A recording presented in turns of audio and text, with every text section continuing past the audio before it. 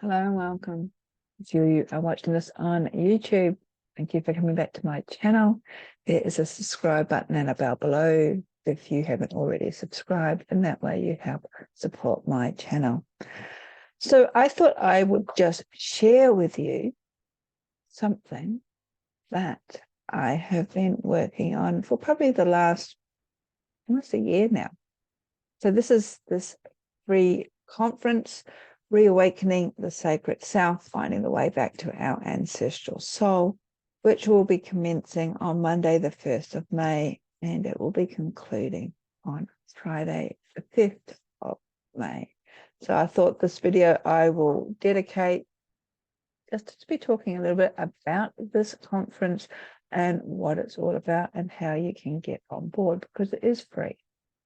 So just click on the website, which is reawakeningsacredself.com, and you'll come up and you'll find this is how you can register. Just click on the register now button, and that will take you through to a sign up page, and you can follow the link from there. So why did I decide to spend a good part of my life doing this? Largely because I'm not happy. I'm not happy with how the world is going. I'm not happy with what I see in spiritual arenas.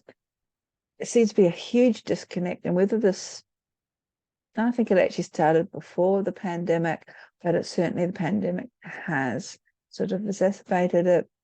And I feel we are in a place of change, or at this point of change at the moment. As I mentioned here, change can cause disconnect, yet it can offer us the opportunity to refocus on what is truly important.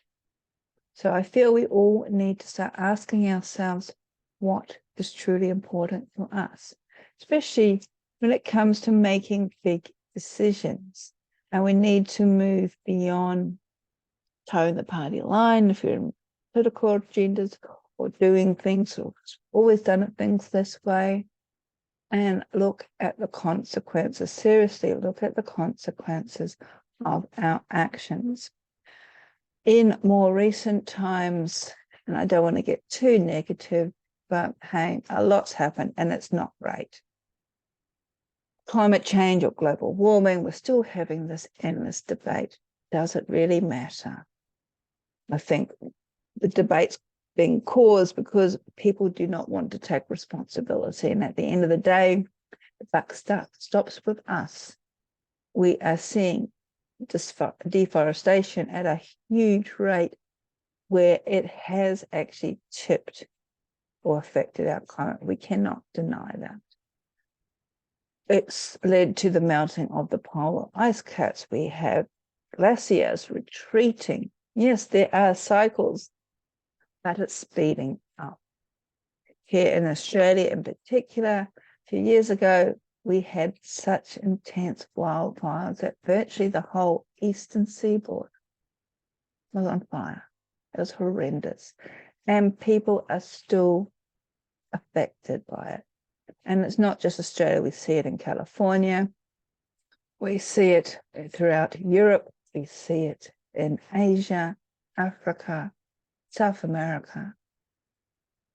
These things are happening, and then coupling with that, we have unseasonal flooding. Again in Australia, again in the eastern seaboard parts, were hit not once, not twice, but 3 times with once in 100-year floods. Well, these once in 100-year flooding is happening too much for my liking. More recently, and I was actually in New Zealand when this happened over January, the North Island was hit by cyclones, and parts of the North Island were affected by flooding. And that has never happened. I'm originally from New Zealand. I was watching the weather forecast and watching the weather patterns, and that's never happened before. The cyclones coming down that I can honestly remember. Again, more recently, like in the last couple of months, I watched a documentary by Sir David Attenborough about the rate of extinction of species, especially in the last 50 years. So this is living memory. And that's gone through the roof. And it might be species that we're not aware of, like bugs and insects. But every single species on our planet has a vital role to play. We may be a little bit aware of the plight of the humble honeybee and how they are being endangered due to genetically modified crops. But they're not the only species also being affected. And then we're looking more on humanistic level. We have so much toxicity around gender. There's still racial hatred, violence, there's wars. It's like the rise of the Me Too movement of Black Lives Matters peaked, and then nothing much has actually changed since then. I could be wrong, but from my point of view, still seeing the hatred, and it's just really, really saddening. So I decided something's got to be done about it. And being a spiritual person, I thought, right, why don't I look at my spiritual practice? And where does that fit? Am I spiritually bypassing? Because I'm seeing a lot, and especially on the socials, encouraging people to sort of bypass your troubles and traumas of this world. Or is it all integrated? Is it all properly embodied? Because we are spiritual beings on this earthly plane for a reason.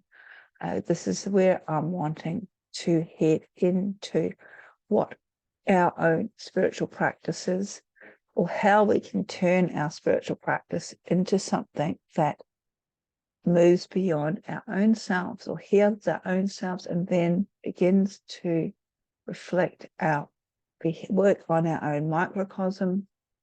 It should then flow out to the macrocosm that's around us, like a pebble being thrown into a pond. Often in spiritual circles, we have this quote from Mahatma Gandhi, although it's often changed, misquoted, but this is what he actually said: we but mirror the world. All tendencies present in the outer world are to be found in the world of our body.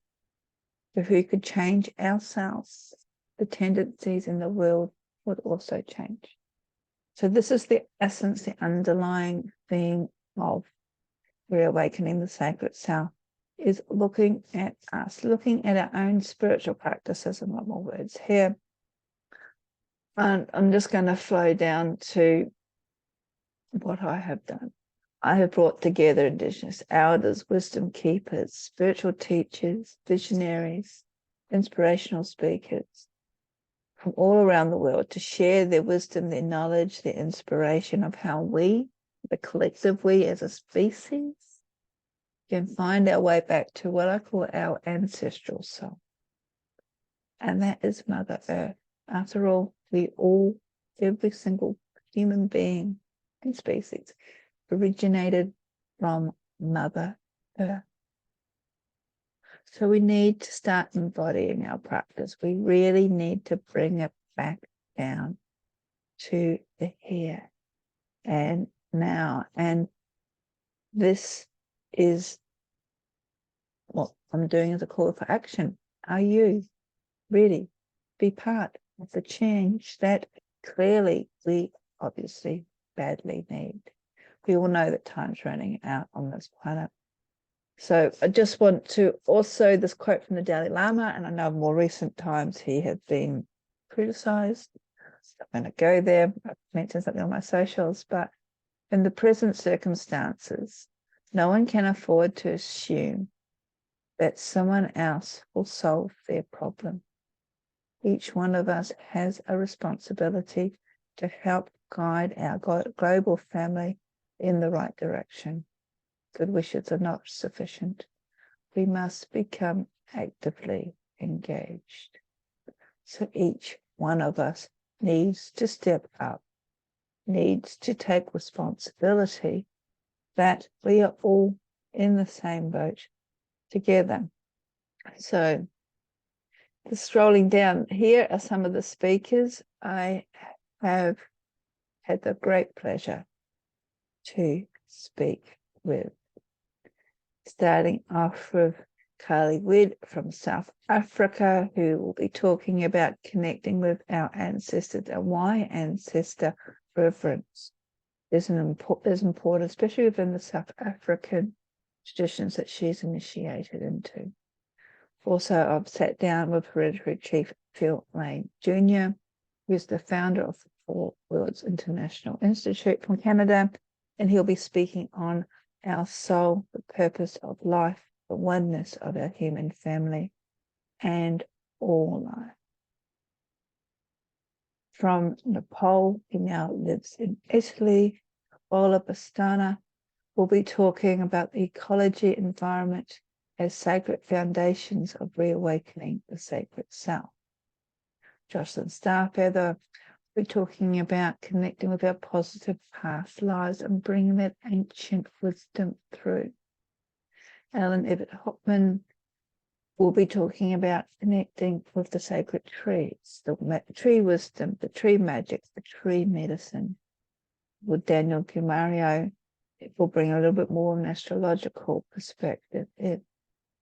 I have Druids like Ness, who will be talking about why the Druid traditions are important. I have people from Hawaii, like James Karnoe, who will be talking about how to know the sacred. Very honoured to have Darana Nova from the Indigenous peoples, the Apache and Inuit heritage, who will be talking about connecting with the earth to remember who you are. Anique Radiant Heart, some of us may be familiar with her, she's Australian, will be talking about creating a mother world. Our ancient ancestors whose belief that they were matrifocal as opposed to patriarchal, and how we can bring that wisdom into the here and now. Ex-Vicar Mark Townsend will be sharing that falling is a way of uncovering the sacred self. We live in a society where we often are a little bit afraid to show how, if we have any imperfections. I have psychologists, I have other spiritual teachers, and another local, Baba Krishna Kali, Das Agori. We're talking about sovereignty and custodialship. Dr. Taria Ward asking us to look at our dreams and also tapping into the Indigenous wisdom that we all share, regardless of where we are around the globe. Beautiful musician Pablo Ariano will be sharing his music and sacredness. Daniela Samala will be talking about fairy and tapping into that enchantment found within the faith code. Again, this is something that our ancestors also believed in. Romero Davey will be asking us to awakening our sacred self through divine guidance. How can we open up and listen to the higher forces in the universe, the cosmos? And of course, I will be also presenting on is our outer world a reflection of our inner self. So all you need to do, if this interests you, it is free. It gets aired free. You register for free. Simply click on any of these buttons. It will take you through to a sign-up page, and all you need to do is just fill in your details there and sign up. So that is Reawakening. I'll just go back to my first page.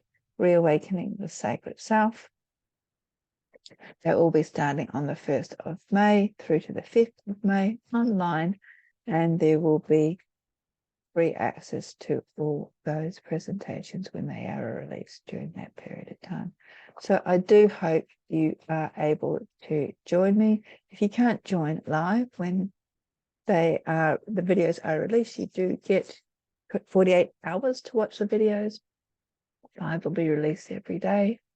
And if you want to, you can also purchase lifetime access, but all of that's explained on the website. So I do hope that you will be joining me on the 1st of May, and together we can hopefully make a difference to our global situation.